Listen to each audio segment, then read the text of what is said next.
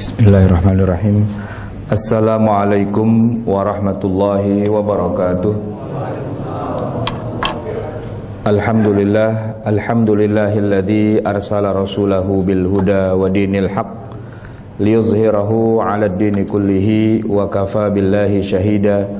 Asyhadu an la ilaha illallah wahdahu la syarikalah wa asyhadu anna sayyidana wa nabiyyana Muhammadan abduhu wa rasuluhu la nabiyya ba'dah. Allahumma fasalli wa sallim wa barik ala hadzal nabiyyil karimi Muhammadin wa ala alihi wa sahbihi ajma'in, amma ba'du. Subhanaka la ilma lana illa ma 'allamtana innaka antal alimul hakim. Rabbi shrah li sadri wa yassir li amri wahlul 'uqdatam min lisani yafqahu qawli. Hadirin jamaah yang dimuliakan Allah, pada kesempatan hari ini kita sekilas membahas tentang masalah ilmu waris atau ilmu faraid. Ada beberapa poin penting yang mungkin bisa kita ambil manfaatnya dalam kesempatan hari ini, walaupun tentu saja masalah faraid atau mawaris atau pembagian waris ini bukanlah masalah yang bisa diselesaikan hanya dengan pengajian 1 jam atau kurang dari itu.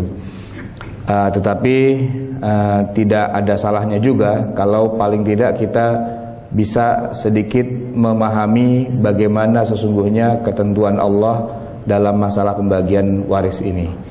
Hadirin yang dimuliakan Allah, sebelum kita bicara tentang bagaimana Allah menetapkan ketentuan pembagian waris, yang harus kita ketahui terlebih dahulu adalah adanya ancaman masuk neraka dan kekal di dalamnya bagi siapa saja yang menentang hukum waris. Allah Subhanahu wa taala berfirman, A'udzubillahi minasyaitonirrajim, wa may ya'sillaha wa rasulahu wa yata'adda hududahu yudkhilhu naran khalidan fiha wa lahu 'adzabun muhin. Surat An-Nisa ayat 14. Surat An-Nisa ayat 14 ini sebenarnya adalah ayat yang merupakan penutup dari ayat-ayat sebelumnya, khususnya ayat 11, 12, dan 13. Di ayat 11 dan 12 memang cukup panjang lebar dan cukup detail Allah membuat peraturan yang menganulir peraturan yang pernah turun sebelumnya. Sebelumnya, kalau ada orang meninggal, maka sebelum dia meninggal Allah wajibkan dia untuk mengumpulkan para ahli warisnya, keluarganya, untuk diberikan wasiat, di mana ya yang mau meninggal itu atau almarhum itu, itulah nanti yang menetapkan siapa di antara anak-anaknya, siapa di antara istri-istrinya, siapa di antara keluarganya yang lain yang akan mendapatkan warisan dari almarhum. Itu adalah ayat Al-Quran memang aslinya, yaitu ketika Allah Subhanahu wa ta'ala berfirman, Kutiba alaikum, telah diwajibkan kepada kalian, idza hadara ahadukumul maut, kalau salah seorang di antara kalian sudah hadir menjelang kematiannya, intaraka khairan, kalau dia meninggalkan harta, ya, al-wasiyah, wajib dia bikin wasiat. Nanti anak saya yang nomor 1 dapatnya sekian-sekian, anak saya nomor 2 sekian-sekian, yang nomor 3 sekian-sekian, istri dan sebagainya. Itu yang menetapkan memang tadinya adalah si calon yang mau meninggal itu. Dan itu ayat Al-Quran berdekatan dengan ayat yang kutiba alaikumusiyam, kutiba alaikumul qisas, itu ada di situ.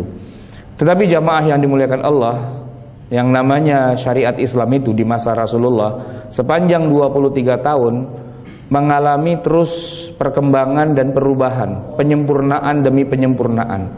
Nah, untuk urusan harta yang kemudian almarhumnya meninggal, kalau tadinya si almarhum itu yang menentukan di dalam ayat yang tadi saya sebutkan, maka kemudian turun ayat waris ini.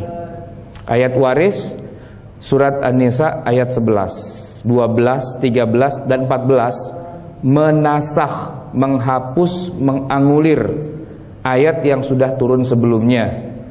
Lafaznya masih ada, tapi hukumnya itu berubah. Hukumnya adalah yusikumullahu fi auladikum. Kalau tadi Allah suruh orang yang mau meninggal tuh suruh bikin wasiat, lu tetapin sendiri dah bagaimana enaknya. Tetapi kemudian hak itu Allah cabut, langsung Allah yang menentukan. Dan diawali dengan lafaz yusikum. Allah berwasiat kepada kamu.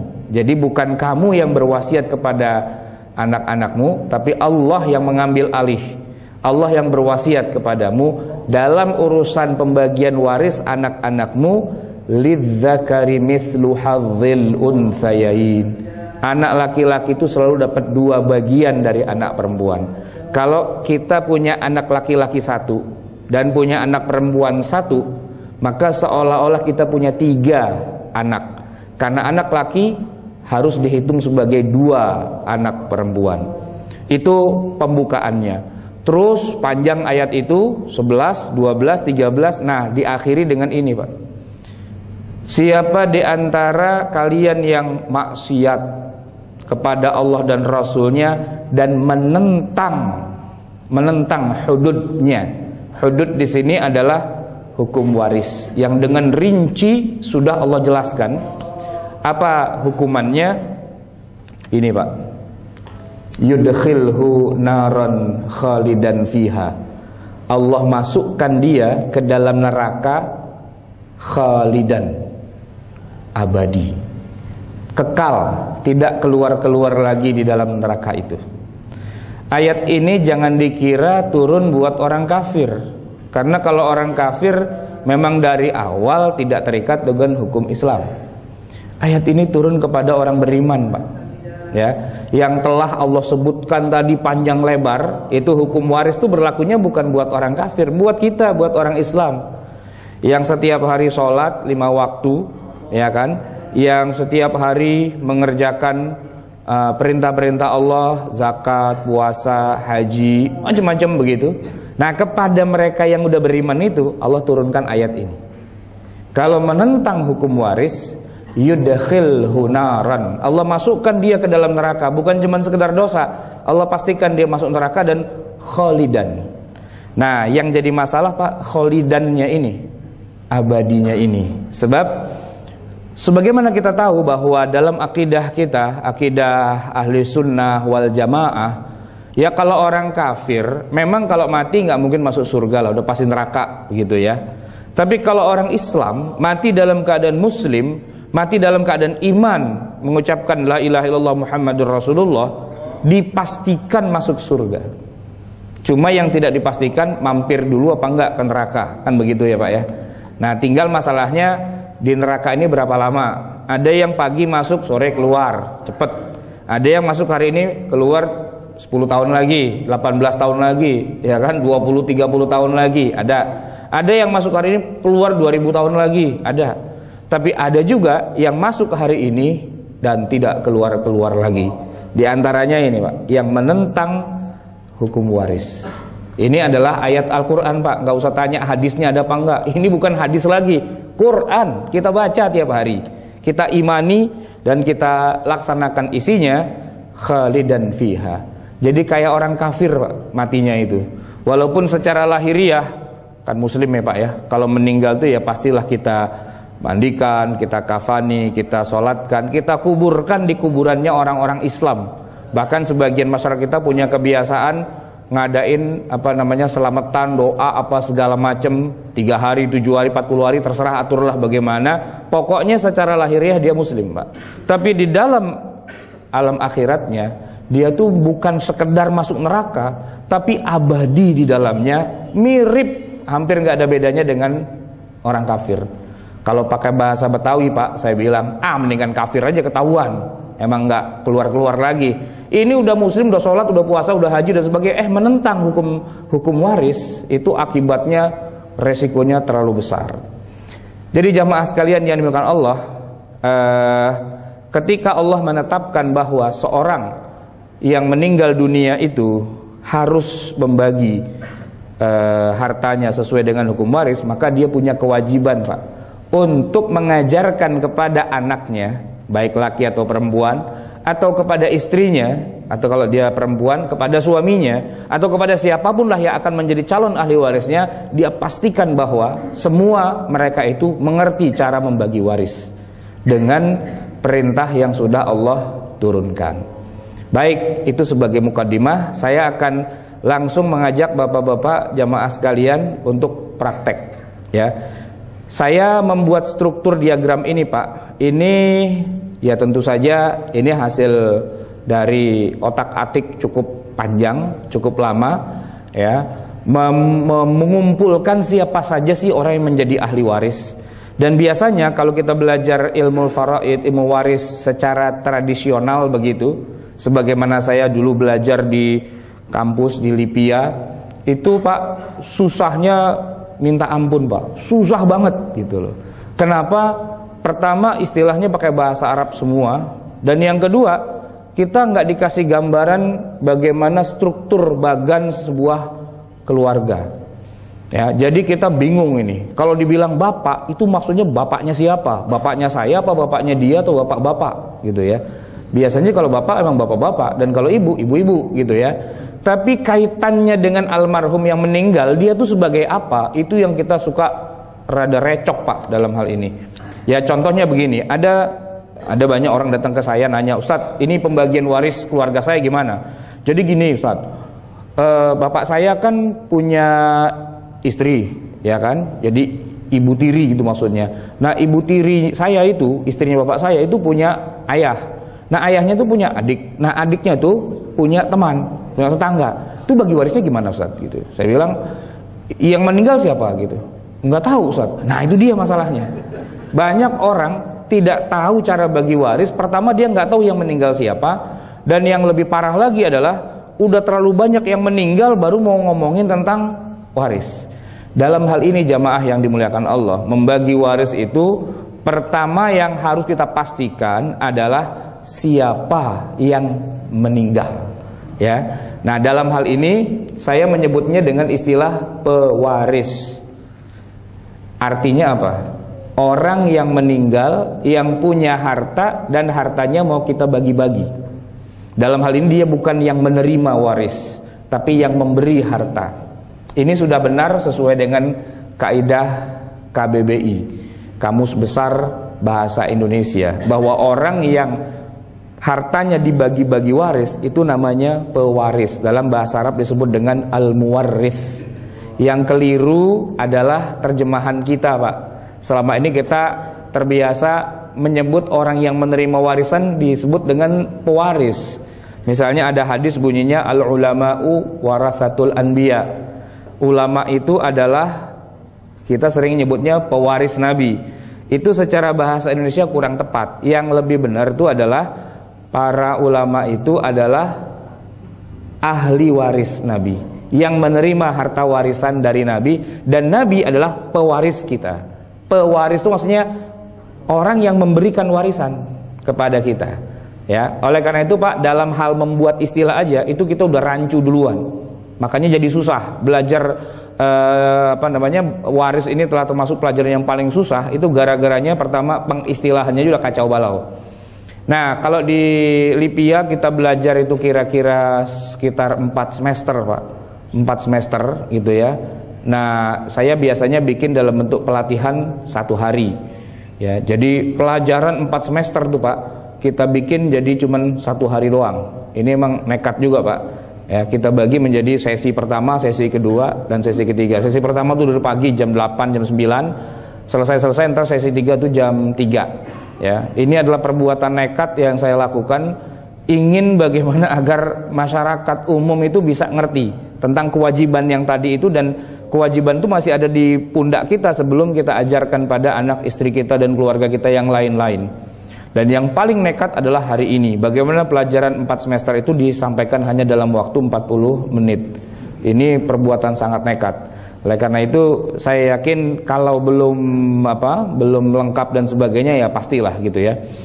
Nah jamaah sekalian, dalam sebuah pembagian waris yang nomor 1 harus ditetapkan adalah siapa yang meninggal, atau kita sebut dengan istilah pewaris, baik dia laki-laki ataupun dia perempuan. Dan satu hal yang juga harus diingat bahwa sebuah keluarga yang terdiri dari ayah dan ibu, ya, itu masing-masingnya adalah pewaris buat anak-anaknya. Jadi kita sebagai anak-anak, Pak, itu secara baku akan bagi waris 2 kali.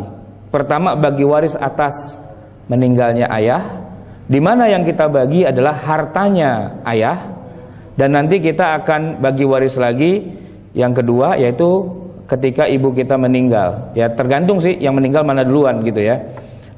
Hartanya ibulah yang kita bagi. Itu defaultnya begitu. Karena pada dasarnya dalam Islam antara ayah dan ibu atau suami istri memang hartanya beda-beda, sendiri-sendiri, tidak dicampur begitu saja. Nah, jamaah sekalian, yang pertama tadi saya sebutkan sebagaimana disebutkan dalam surat An-Nisa, ya, bahwa seorang yang meninggal dunia itu dia harus membagi hartanya kepada anaknya yang laki-laki dan perempuan dengan perbandingan 2:1, ya kan? Sekarang kalau kita sebut, ini saya punya software ini, nanti Bapak bisa download atau bisa copy ya. Anggaplah seorang itu meninggal dunia dengan harta katakanlah 60 juta. Di sini kita masukkan angka 60-nya, Pak, ya kan? Kemudian ini adalah pewarisnya. Nah, dikatakan bahwa anak laki itu bagiannya 2 kali anak perempuan. Ini bisa kita buat simulasinya di sini, Pak. Anak laki-laki ini kalau kita tulis angka 1, ya, seandainya almarhum ini meninggalkan cuma 1 saja ahli waris dan dia adalah anak laki-laki, Pak, itu bagiannya dia ngambil semua. Coba lihat di sini angkanya 60 juta, ya kan? Dan di sini anak laki-laki dapat 60 juta sendirian. Makanya kalau jadi anak laki-laki tunggal, nggak ada lagi orang lain gitu ya. Entah mereka semua udah pada mati duluan atau pada kafir semua gitu ya. Itu semuanya tidak ada yang menjadi ahli waris, maka satu-satunya ahli waris yang hidup cuma anak laki-laki dapatnya adalah 60 juta sebagaimana total harta milik almarhum. Seandainya, ada seandainya anaknya ada 2, 1 laki 1 perempuan, disinilah kelihatan nanti bagaimana perbandingannya itu, ya. Dari 60 juta, maka perbandingannya adalah 2:1. Seolah-olah almarhum itu punya anak bukan 2, Pak, tapi 3. Karena anak laki-laki harus dihitung sebagai 2 orang perempuan. Gitu ya, Pak ya. Seandainya anak laki-lakinya ada 2 dan anak perempuannya ada 1, gimana? Dibagi berapa? 60 juta itu dibagi berapa? Anak laki-laki 2, dikalikan 2 dulu, Pak ya. Terus anak perempuan kan 1. Jadi 2 kali 2 4, tambah 1 5. Ini kayak gini hasilnya, Pak. Jadi dari 60 juta itu, ya kan, anak laki-laki karena ada 2, masing-masingnya mendapatkan 24 juta dan anak perempuan mendapatkannya 12 juta. Kayak saya terusin, Pak. Kalau anak perempuannya ada 2, jadi seolah-olah punya anak berapa? 6. Ya sudah. Ini softwarenya sudah langsung membagi. Jadi anak laki-laki dapat 20 juta masing-masingnya dan anak perempuan masing-masingnya adalah 10 juta. Gitu ya, Pak ya. Saya mau bermain-main lagi di sini biar Bapak lebih nyambung. Seandainya anak perempuannya nggak ada dan anak laki-lakinya tadi ada 2, berarti yang 60 juta itu bagi 2 sama rata. Gini, Pak, anak laki-laki ataupun anak perempuan disebut sebagai satu pihak. Ya, saya kasih nomor punggung 1 di sini. Itu menunjukkan bahwa dia adalah satu pihak. Orangnya bisa banyak, tapi pihaknya 1. Saya kasih contoh begini. Misalnya ada seorang laki-laki nikah dengan seorang wanita, punya anak laki-laki. Setelah itu dia kawin lagi, punya istri 2 jadinya, Pak. Terus punya anak lagi laki-laki. Oke, anaknya laki-laki ada 2. Tidak dibedakan dari ibu yang mana. Pokoknya selama dia hubungannya dengan almarhum adalah sebagai anak laki-laki, ya dia dianggap satu pihak. Kalau bapaknya kawin lagi, istri yang ketiga atau yang tambah lagi keempat gitu ya, maka dia punya anak laki-laki ada 4, emaknya beda-beda.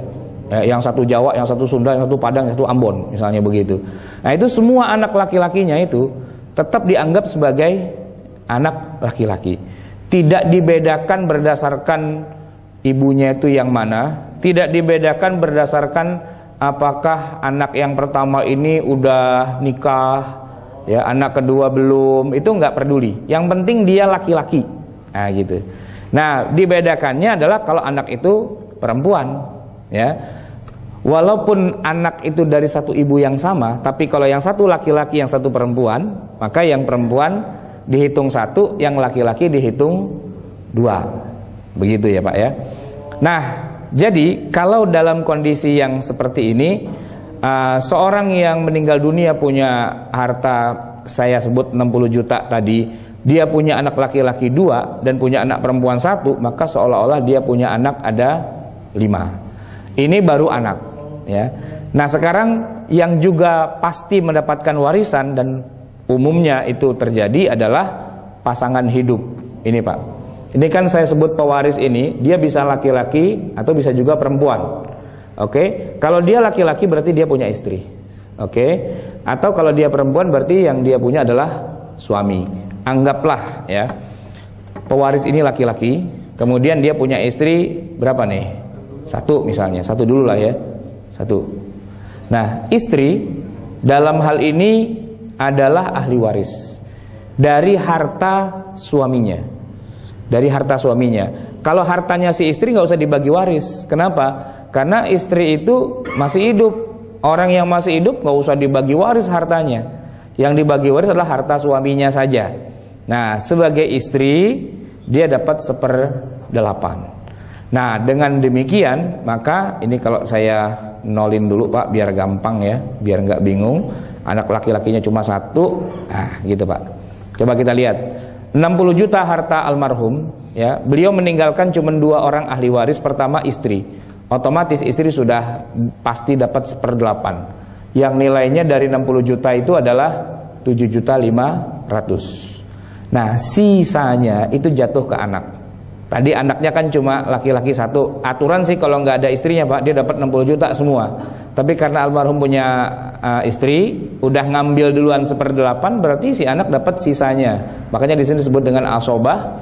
Dia dapatnya adalah 60 juta dikurang 7.500.000 ya. Hasilnya adalah 52.500.000. Itu kalau anak laki-lakinya cuma 1. Kalau anak laki-lakinya ada 2, ya udah yang 7.500.000 ini yang 52 juta sekian itu kita bagi 2.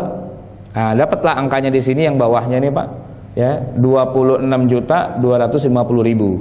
Mereka bagi 2, ya kan? Kalau mereka ada 3, 4 dan seterusnya, ya tinggal dibagi masing-masingnya 17.500.000 gitu. Nah sekarang kalau kita tambahin ada anak perempuan. Nah ini saya kasih 1 dulu aja. Anaknya laki-laki 1, kemudian anak perempuan 1. Dari 60 juta yang di sini ya, dapatlah si istri 7.500.000. Oke, sisanya sisanya dibagikan kepada anak-anak. Karena anaknya ada 2, 1 laki 1 perempuan, yang laki dianggap 2 orang. Jadi seolah-olah anaknya ada 3. Udah, yang laki dapat 35 juta, yang perempuan dapat 17.500.000. Dibandingkan dengan ibu mereka dapatnya lebih sedikit 1/8. Karena jumlah anak laki-lakinya cuma 1, jumlah anak perempuannya cuma 1. Ya kalau mau dapat gede, ya anaknya harus dikit gitu ya. Kalau anaknya ada 8 gitu misalnya, ya kecil-kecil dapatnya 6 jutaan gitu ya. Kalau apalagi anak perempuannya ada 8 juga misalnya, ya lebih kecil lagi. Ya yang perempuan dapat 2 jutaan, yang laki dapat 4 jutaan, ibu mereka 1/8. Tapi jamaah sekalian, ini kan tadi anaknya ada 1 segitu. Kalau anaknya ada banyak ya tinggal dibagi. Nah ternyata pada istri juga kasusnya sama. Ini kan dapat 1/8 nih Pak ya. Itu kalau istrinya 1, kalau istrinya 2, ya 1/8-nya bagi 2 Pak. Gitu. Jadi aturannya dapat 7.500.000, dapatnya cuma 3.750.000. Disitulah kenapa banyak istri yang tidak mau dimadu. Kenapa? Karena akan ngurangin jatah gitu ya. Kalaupun dia mau dimadu, suaminya diracun dulu gitu ya. Biar biar jelas. Nah, jamaah sekalian, itu kalau yang meninggal adalah pewaris ini adalah seorang laki-laki. saya akan ganti misalnya yang meninggal itu bukan laki-laki tapi seorang perempuan, maka di sini suami. Suami ini tidak ada angkanya, cuma dicontreng aja. Nah, karena nggak mungkin suaminya ada dua ya. Nah, suami itu dapat 1/4 dari harta istrinya, ya. Harta istrinya, bukan harta mereka berdua. Oleh karena itu, kalau ada harta yang mungkin dimiliki secara bersama-sama, misalnya punya rumah patungan bareng-bareng, itu harus di-trace dulu, ya, di-trace dulu. Ini rumah ini sahamnya berapa nih masing-masing antara suami dengan istri.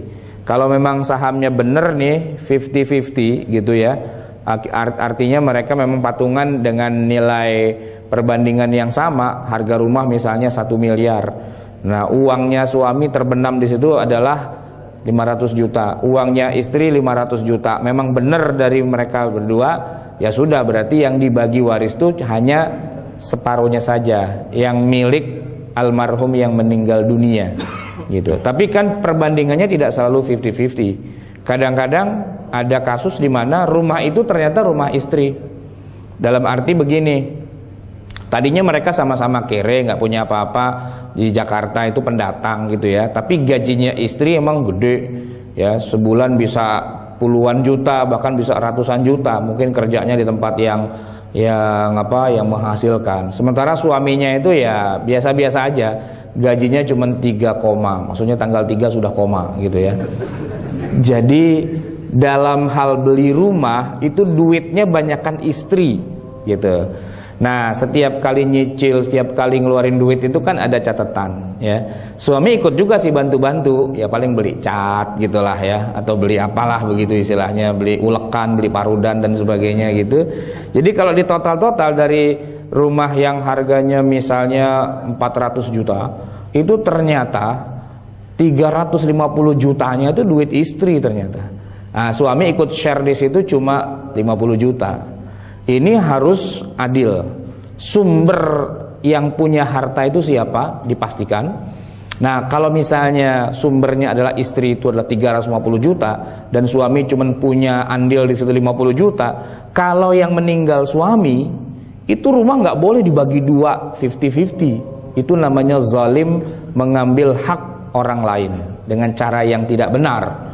Dan memang kita setiap hari dikasih lihat demonstrasi bagaimana kezaliman itu dikukuhkan sebagai hukum Islam di Indonesia, padahal itu hukum impor dari barat, dari Belanda, atau itu hukum dari adat gitu. Kalau dalam Islam enggak begitu.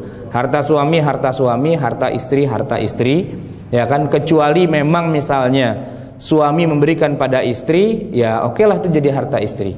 Atau seandainya istri memberikan pada suami, ya anggaplah misalnya ada janda kaya raya kawin sama perjaka ting-ting gitu ya. Nah, si perjaka ini nggak punya modal, cuman tampang aja cakep sama dengkul lancip gitu ya. Nah, kawinlah dia sama janda gitu kan.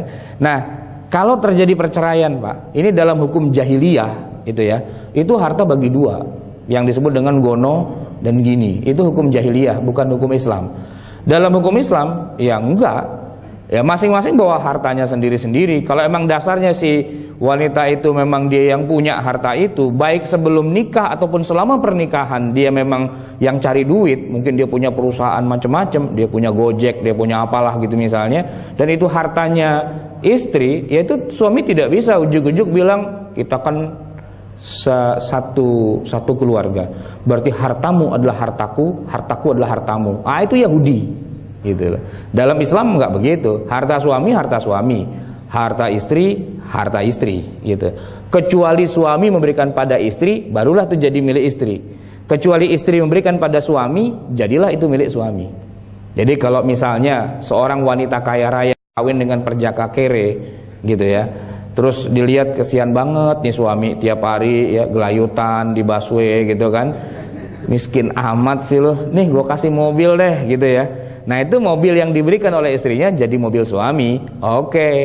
Nah, nanti kalau misalnya si suami meninggal, mobil itu kita bagi waris gitu, karena emang mobilnya suami ya, walaupun sumbernya dari istri, tapi karena istri sudah memberikan, it's okay, jadi milik suami.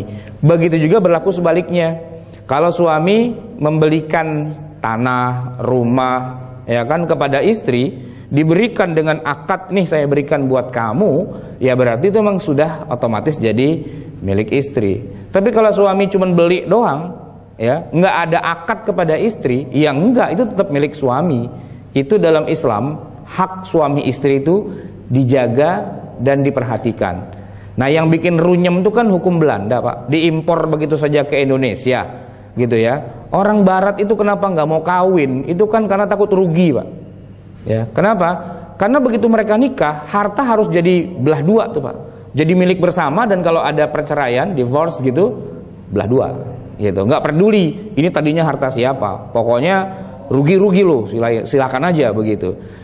Dari situlah kemudian orang Barat itu rata-rata nggak mau kawin. Yang benar, mendingan kumpul kebo aja ketahuan. Kenapa? Harta lu, harta gua, ya kita saling cinta, ayo bareng. Kita nggak cinta, masing-masing bawa bandanya, begitu. Itu sebenarnya Pak, ya buat orang Barat tuh lebih logis. Cuman kalau mereka pakai hukum pernikahan yang ada di sana, jadi nggak logis. Makanya orang nggak mau kawin di sana. Hukum yang bejat nggak jelas itu diimpor ke Indonesia dan dikasih merek syariat Islam, gitu. Nah ini yang sebenarnya harusnya diluruskan. Syariat Islam tidak begitu. Ya suami kalau dia mempunyai penghasilan, ya itu harta suami. Kalau suami memberi nafkah kepada istrinya, jadi hak istri. Kalau suami memberi mahar, jadi hak istri. Cuman kalau di Indonesia mahar itu jadi kayak nggak jelas Pak. Kenapa? Karena cuman seperangkat alat sholat gitu, nggak jelas gitu loh, nggak jelas. Padahal ayat Qur'annya jelas sekali itu menyebutkan, kalau kamu nggak mampu menikahi wanita-wanita yang merdeka, nggak mampu di sini maksudnya karena maharnya emang gede ya, maka nikahilah budak-budak gitu ya, yang harganya sekelas dengan seperangkat alat sholat gitu. Nah ternyata di Indonesia defaultnya semua wanita dianggap budak gitu ya, jadi cuman sekelas seperangkat alat sholat, dan mereka mau lagi, ya kan, dan nggak tahu pula. Jadi kita juga sepakat untuk diam aja, ya nggak usah kita kasih tahu. Padahal kalau kita buka sesungguhnya sirah nabawiyah, bagaimana Rasulullah memberikan mahar kepada istrinya Khadijah radhiyallahu anha, itu banyak riwayat. Salah satu yang masyhur itu menyebutkan 10 ekor unta. 10 ekor unta. Ada yang bilang 100, macam-macam lah. Tapi saya anggap angka yang paling konservatif itu 10 ekor unta. Kalau unta itu ada yang tahu nggak Pak berapa harganya? Nggak ada lah ya, kita nggak ada yang jualan unta di sini. Tapi kalau saya sebut sapi, insya Allah pada tahu lah. Kemarin kita waktu Lebaran Haji kan, berapa duit tuh Pak sapi harganya? 12. Kalau 12 semua sapi, cuman tipis banget gitu dilihat dari belakang. Teplek begitu kayak wayang. Nah, sapi yang rada segeran dikit lah, berapa itu kira-kira 20 juta ya. 20-25 tuh sapi gitu ya. Nah kalau onta kira-kira sama apa lebih mahal dari sapi? Lebih mahal pastinya kan. Anggaplah kita sebut misalnya onta tuh harganya 30 juta satu ekor. Nah kalau 10 ekor 300. Siapa di sini yang waktu ngasih mahar pada istrinya 300 juta? Nggak ada, saya aja nggak segitu. Enggak. Nah tapi Rasulullah itu 10 ekor unta gitu. Jadi memang mahar itu gede pemberian gitu. Nah di Indonesia itu wanita-wanita nggak ada yang tahu, pokoknya cuma dikasih hadis yang sekiranya menguntungkan laki-laki. Sebaik-baik wanita adalah yang paling murah maharnya, kan gitu ya. Itu hadis itu hadis laki-laki Pak gitu ya.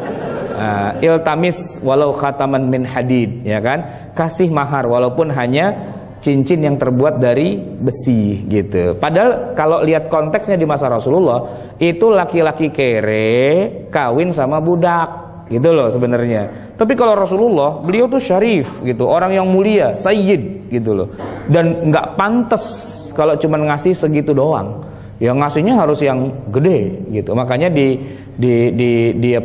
negeri-negeri yang maharnya itu mahal gitu ya, itu angka poligami bisa ditekan Pak gitu. Kenapa?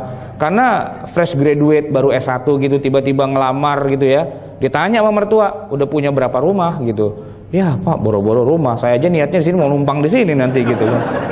Pondok mertua indah gitu kan, suruh pulang ya kerap betak itlaq barrah gitu kan, udah nggak ada alasan gitu. Kerja dulu Pak 10 tahun 20 tahun punya rumah. Nah rumah itulah yang dijadikan sebagai mahar. mafrusyah dengan segala mebelernya, kan begitu. Nah, begitu dia nikah, nggak pernah mikir-mikir mau cari istri baru lagi. Kenapa? Pasti semua calon mertua akan bilang, punya rumah berapa gitu. Kan kerja lagi 20 tahun ya kan? Gitu. Nah, tapi kalau di negeri-negeri yang memang masyarakatnya itu wanitanya dikasih pendidikan yang tadi itu, yang murah-murah aja, poligami banyak, Pak. Karena apa? Karena cuman dengan seperangkat alat sholat, gile, sehari 5 juga bisa kita kan, ya gitu. Murah banget, makanya orang-orang dari Timur Tengah tuh pada betah banget di Cisarua, di Cipanas dan sebagainya. Rakhis katanya dia. Murah banget gitu loh. Kalau di sana mereka mau nikah mikir dulu, Pak, 5 tahun, 10 tahun. Di sini 5 menit jadi. Iya dah, oke. Ya Allah, cepetan gitu ya. Nah, gitu. Dan karena juga wanitanya juga tersedia gitu di Indonesia. Kita balik lagi, Pak. Jadi yang namanya pembagian waris ini di dalam syariat Islam ya, seorang wanita kalau dia punya harta, ya kan, itu harta menjadi harta dia. Dan kalau seorang laki-laki kalau punya harta dia.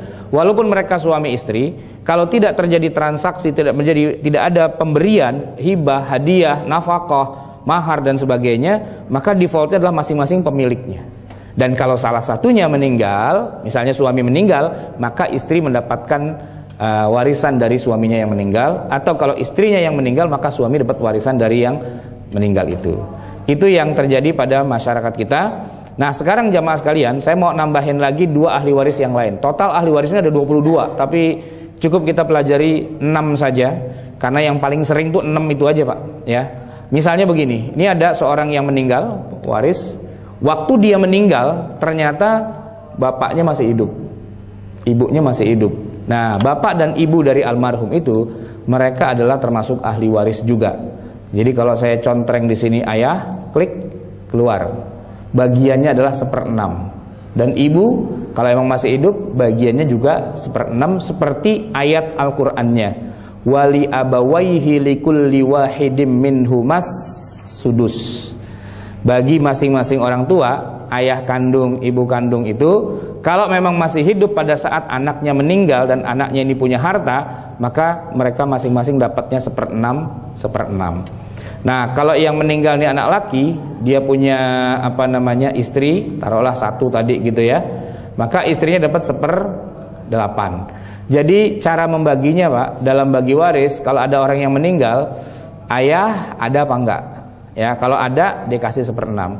Ibunya ada apa enggak? Kalau ada dikasih 1/6. Istrinya ada enggak? Kalau ada dikasih 1/8. Udah, sisanya jatuh ke anak. Yang jatuh ke anak itu yang kita sebut dengan istilah asobah, dapat sisa. Tapi, Pak, sisa itu belum tentu lebih sedikit, bisa jadi lebih banyak.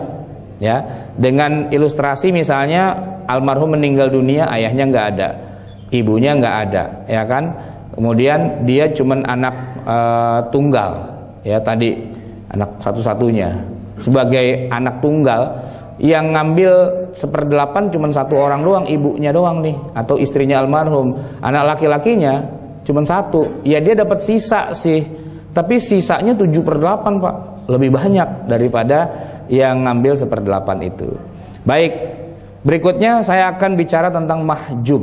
Mahjub ini maksudnya adalah dia ahli waris yang aturannya sih dapat waris, tapi gara-gara ada ahli waris lain yang lebih dekat ke almarhum dan dia hidup, maka ahli waris itu kealingan, Pak. Terhijab itu kealingan, nggak kena, nggak dapat. Contohnya siapa? Contohnya ini ke bawah nih, Pak. Ya, ini almarhum meninggal, punya anak laki-laki, punya anak perempuan. Nah, anak laki-lakinya udah kawin dan udah punya anak laki-laki 1, ya, punya anak perempuan 1. Walaupun datanya kita masukin, Pak, tulisannya mahjub. Maksudnya nggak dapat warisan. Kenapa? Masih ada bapaknya, gitu, ketutup, ya. Begitu juga kalau misalnya yang meninggal itu bapaknya duluan, baru kakeknya meninggal. Nah, tapi ternyata anak laki-lakinya nggak cuma 1, ada 2 misalnya. Yang mana bapak mereka berdua ini udah meninggal duluan, tapi si almarhum ini masih punya 1 lagi nih anak laki-laki di sini, gitu ya.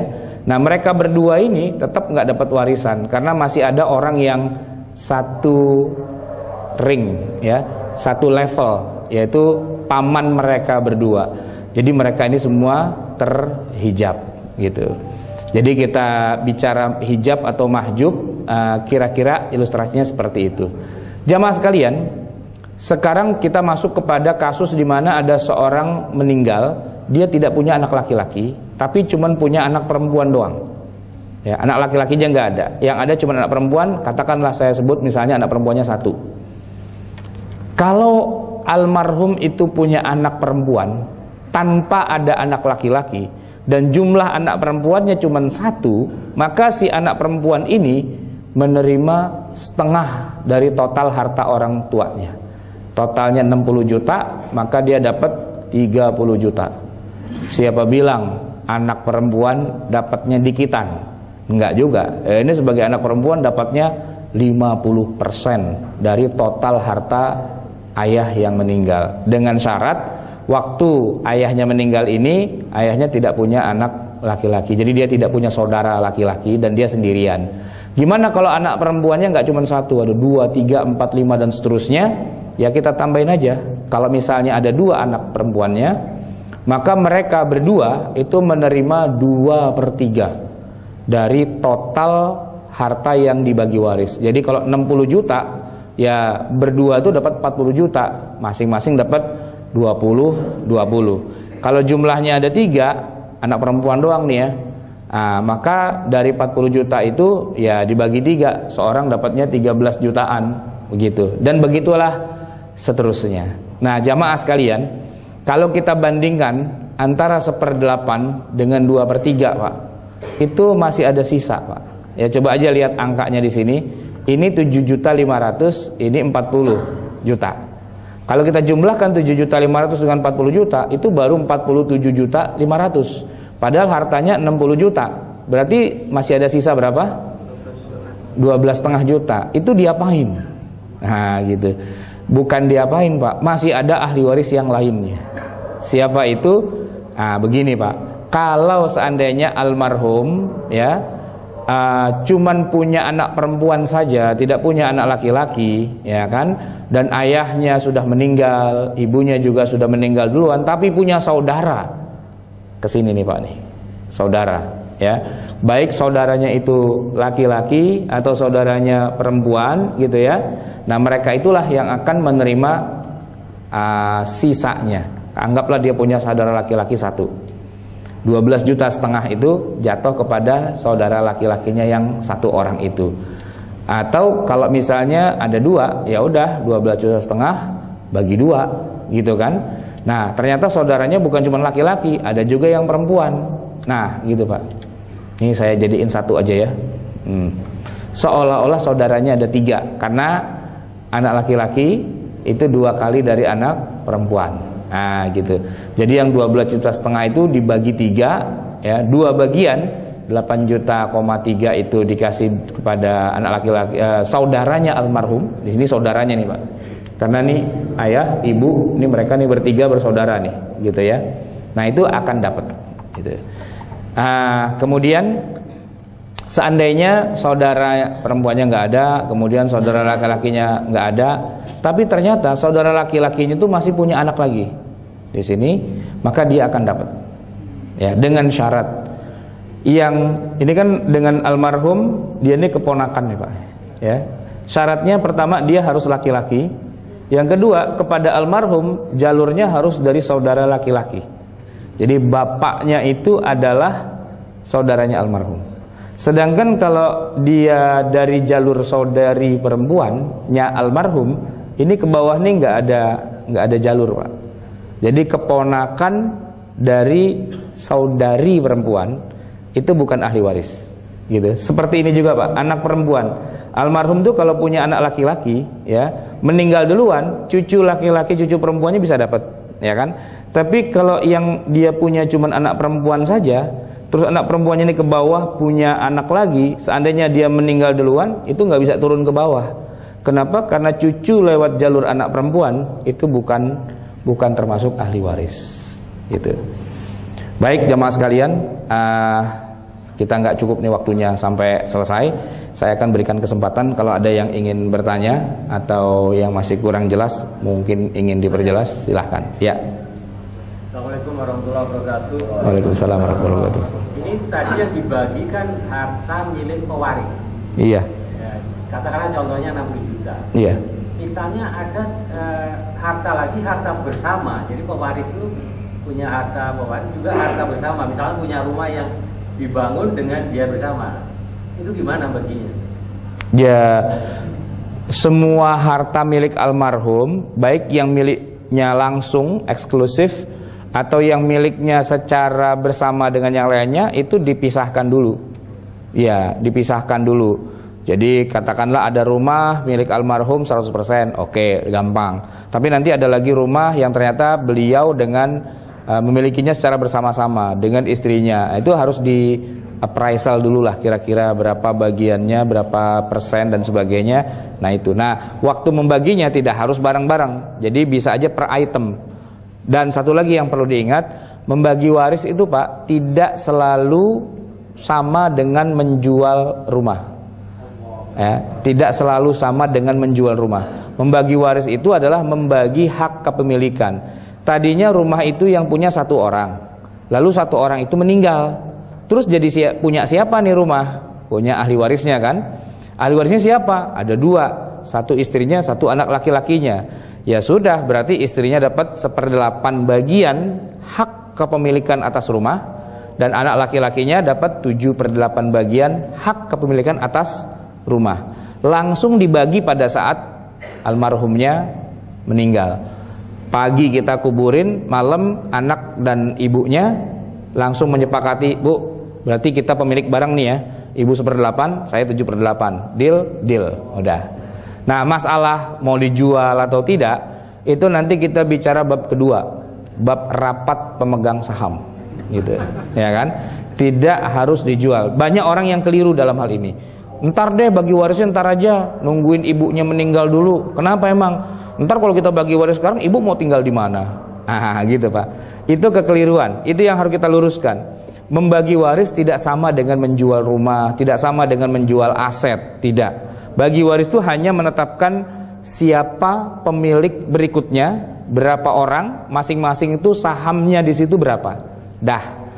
Kalau misalnya mereka sepakat tidak menjual, ya sudah selesai, gitu kan? Gimana kalau ada satu di antara sekian banyak ahli waris tuh kemecer pengen ngejual? Gimana? Iya, rapat pemegang saham, gitu loh. Kalau pemegang saham yang lain bilang enggak, ya sudah, suara ente berapa di situ? Cuman 12,5%. Ya pemilik saham yang lain yang 87,5% enggak setuju. Ya nggak bisa dijual kan, gitu. Atau kalau dia mau, ya dia tawarkan saja jatahnya ini kepada pemilik saham yang lain. Ya udahlah, kalau nggak dijual, saya jual deh kepada ente siapa, gitu, yang pada mau bayarin punya saya. Ya boleh-boleh aja, tapi itu udah bukan bab waris Pak, itu bab jual beli antar pemilik saham, bursa saham itu namanya, ya kan? Nah, harganya berapa, nego aja, gitu kan? Nego dengan sesama mereka. Tapi bab warisnya udah kita tutup, gitu. Waris itu cuma segera menentukan ente pemilik sekian persen dari aset ini. Nah, gitu Pak. Nah, dengan demikian kita bisa bagi waris. Siangnya bapak kita kuburin, malamnya kita rapat keluarga, gitu. Dan ibu kita nggak usah kita usir-usir, nggak apa-apa, biarin aja dia nempati rumah itu, ya kan? Toh kita juga baru jadi pemilik hari ini doang. Dulunya juga itu milik bapak kita. Kita kan cuma nebeng sama bapak kita, nggak diusir tuh kita dari kecil, ya kan? Masa hari ini ibu kita dapatnya kan cuma 1/8 ya, 1/8 itu kan cuma 12,5%. Masa begitu kita bagi langsung ibu kita usir yuk, gitu ya? Enggak juga. Ya silakan aja pakai. Saya juga punya Pak harta warisan dari ibu saya 1000 meter ya, tapi bukan di Jakarta Pak, di sono, di kampung, di Jogja, di Sleman, di pojokan dekat Kali Kerasak gitu. Nah, saya sebagai yang punya itu malah nggak pernah nempatin di situ. Ya kan, yang nempatin malah orang lain yang bukan ahli waris, tapi tentu saja atas izin saya karena saya yang punya kan, dan bahkan saya yang minta, tolong tempatin rumah ini biar jangan roboh. Kenapa? Kalau rumah dibiarin aja lama-lama rusak, ya kan? Tolong deh Nah, jadi dia tempatinlah rumah itu.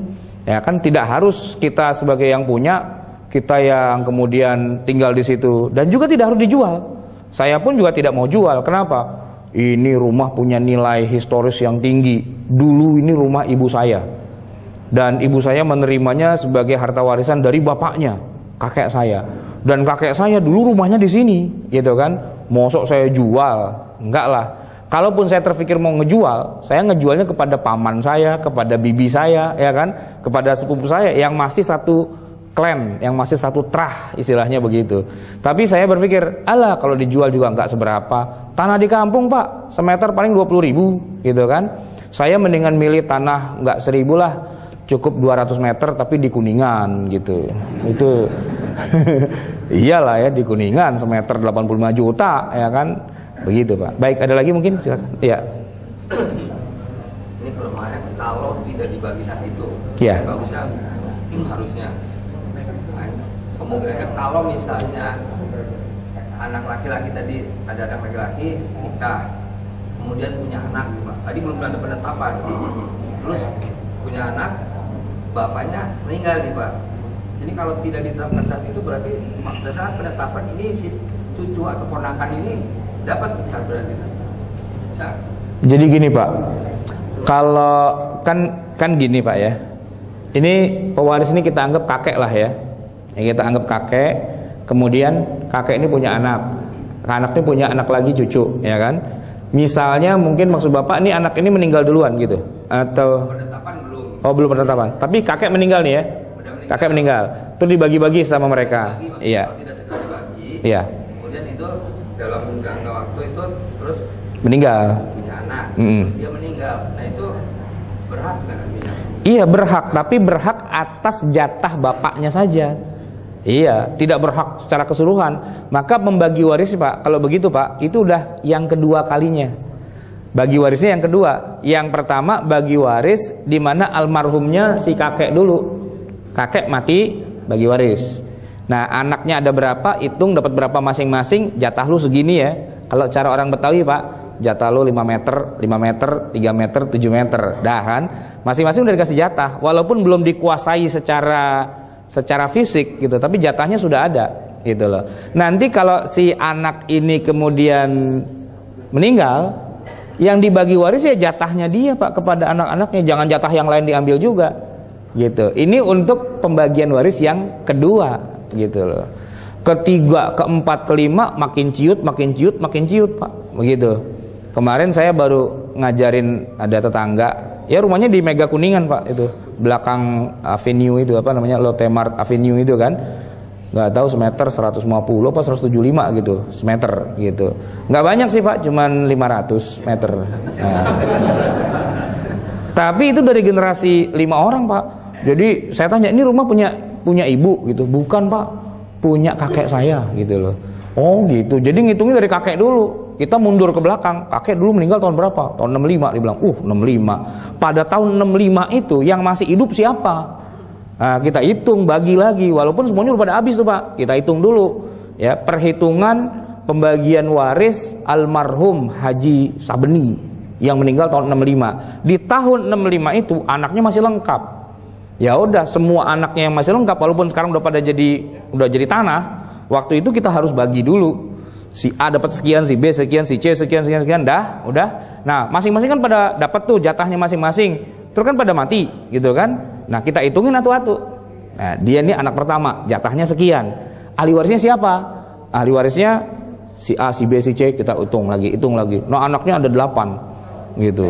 Ya udah, kakek 1 tambah anak 8. Wah, itu ada 9 berarti kan? 9 file yang kita bikin untuk pembagian. Dari yang tadi cuma 500 pak, masing-masing ada yang dapat cuma 2,5 meter gitu loh. Dari 500 ada yang dapat cuma 2,5 meter. Tapi jangan ketawa dulu pak, orang 150 juta semeter. Nah, senyum lagi dia kan. Ya ada cucu tuh bilang, ya saya cuma 2,5 meter katanya. Lo jangan lihat meternya, ya kan, bumi itu 7 lapis saya bilang gitu. Itu berapa harga yang udah ditawar sama developer? 175, wes mantap gitu. Walaupun cuma 2 meter, gede juga. Untungnya tanahnya di Mega Kuningan pak. Kalau di sono di balik Gunung Merapi, udah wakafin aja dah katanya begitu. Ya silakan pak. Tadi kita melanjutkan. Jadi kalau misalkan sebelum pewaris itu meninggal, dia punya anak nih. Anak itu punya cucu. Nah, anak yang pertama itu udah meninggal. Meninggal duluan. Ya, apakah cucunya itu dapat pada saat si pewaris itu meninggal? Enggak dapat. Iya, putus. Terus kan jadi kesian ya. Gimana dong? Nah, dalam Islam tuh dikasih ada 2 jalan. Pertama, si kakek manggil cucu. Bapak lu udah meninggal duluan. Seandainya saya meninggal bagi waris, bapak lu meninggal duluan sih karangan ya. Jadi nggak dapat tuh kan, salah sendiri gitu kan. Gitu. Akhirnya gimana? Ya si engkong manggil cucu, sini cu, ya kan. Ntar lo kalau mau meninggal lo nggak dapat apa-apa lagi, ya kan. Udah deh, ambil dah 2 miliar gitu, kasih duluan gitu. Kita Pak orang Jakarta, rumah Kuningan ya, ngomongnya M lulu Pak gitu. M meter maksudnya gitu ya. Gitu. Jadi bisa langsung dihibahkan atau bisa juga diwasiatkan. Ntar kalau saya meninggal ya, jangan lupa nih cucu nih, kesian nih, nggak dapat. Dia bikin surat wasiat. Asal jangan lebih dari 1/3 aja, silahkan diberikan. Itu boleh pemberian langsung gitu. Iya, silahkan Pak. Jadi tadi kondisinya kalau misalnya orang tua saya meninggal gitu, saat anak masih kecil, kemudian pas saat besar tiba-tiba ini jatah kamu. Iya.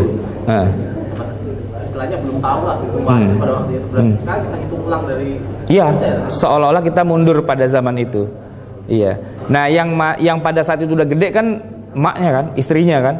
Iya. Almarhum meninggal tahun 70. Waktu itu dia punya istri 1, anaknya masih bayi lah pada gitu. Nah itu si istri kan jatahnya cuma 1/8, ya cuma 1/8 yang haknya dia. Nah yang 7/8 tuh hak anak-anaknya, nggak boleh dipakai tuh Pak. Kecuali untuk kepentingan anak silahkan. Tapi nggak boleh suami meninggal dia kuasain sendiri, dikawin lagi mau berondong, nggak boleh itu. Itu, iya, karena hak istri cuma 1/8. Nah harta anak-anaknya itu dia jaga. Kalau bentuknya duit, dia deposito syariahkan kayak gitu ya. Atau bagaimana caranya, nah antum tuh orang bank tuh yang tahu dah bagaimana caranya. Kalaupun memang dibutuhkan buat anak, mungkin dia sekolah, dia ke rumah sakit, dia pendidikan apa segala macam, minimal bondnya disimpan. Ntar kalau tuh anak udah pada gede, kan diceritain sama orang-orang dulu, bapak lu kaya tuh, duitnya banyak tuh, tahu kemana gitu sekarang. Nanya tuh anak, mak warisan babe mana gitu. Tenang, semua tersimpan di kotak ini. Buka kotak, bond semua isinya kan. Tapi kan itu accountable kan. Jadi artinya ibunya itu sebagai kafil dari anak yatim. Anak yatimnya adalah anaknya dia sendiri. Hartanya harta anak yatim, pemberian dari almarhum bapaknya, peninggalan. Dan ibunya adalah orang yang memelihara anak yatim. Kalau ibunya ngambil harta anaknya itu dipakai buat kawin lagi sama berondong, ibunya masuk neraka. Gitu. Oleh karena itu harus dijaga. Pemakan harta anak yatim itu nomor 1 adalah ibunya sendiri. Yang kedua berondong yang kawin sama ibunya itu. Gitu. Ini kan harta punya anak yatim. Dia nggak boleh tiba-tiba ujuk-ujuk, lu kan bini gua, ayo deh kita pesta gitu. Nah itu anak tuh punya harta dari bapaknya sebenarnya 7/8 itu. Maka harus hati-hati gitu. Iya.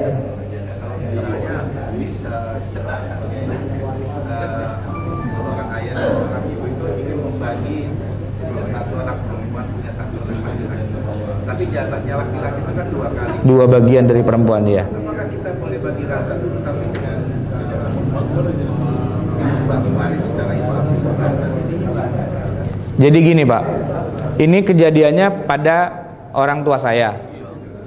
Ibu saya itu punya anak laki 2, punya anak perempuan 2. Nanti kalau beliau meninggal berarti anak laki pasti jatahnya 2 kali lipat dari anak perempuan. Dia pingin membuat sebuah skenario gimana biar pada akhirnya itu bedanya nggak jauh-jauh amat lah, setara. Nah, maka ketika beliau masih hidup, beliau panggil 2 orang anak perempuannya. Kamu saya kasih harta nih, kamu saya kasih harta nih. Dah, itu waktu masih hidup terserah. Yang punya harta dia mau kasih siapa dan sebagainya nggak ada urusan. Jadi pada malam hari itu kita dikumpulkan, kamu anakku yang perempuan, nih aku kasih rumah kontrakan, nih kuncinya ambil. Kamu anak perempuan yang kedua, nih udah ya, wassalamualaikum warahmatullahi wabarakatuh gitu. Saya bilang, ntar dulu jangan main assalamualaikum aja. Ini anak perempuan dikasih, Nah saya anak laki kok nggak dikasih gitu kan? Ibu saya cuma nanya, kamu tahu kontrakan itu punya siapa? Ya punya mama sih gitu. Masalah buat kamu? Enggak sih. Ya sudah, wassalamualaikum warahmatullahi wabarakatuh. Karena masih milik beliau 100% dan beliau masih hidup, masih sehat, itu hak beliau untuk ngasih ke mau bagaimana caranya. Alhamdulillah setelah kemudian sekarang ini beliau sudah wafat. Nah, harta beliau kita bagi waris 2:1 anak laki perempuan. Setelah saya lihat-lihat, ujung-ujungnya sama aja ya. Itu anak perempuan juga dapat banyak juga tuh, karena sebelum dibagi waris udah dikasih hibah duluan. Nah, hibah itu bagian dari syariat Islam juga. Boleh seperti itu. Tapi yang tidak boleh aturannya dibagi waris kemudian dibikin sama. Nah, itu yang nggak boleh. Gitu ya. Saya kira cukup Pak ya. Udah jam 1 lewat nih. Nanti kalau mau nanya abis ini aja. Kita tutup sama-sama dengan subhanakallahumma wa bihamdika nasyhadu an la ilaha illa anta wa nastaghfiruka wa natubu ilaik. Wabillahi taufiq wal hidayah. Assalamualaikum warahmatullahi wabarakatuh.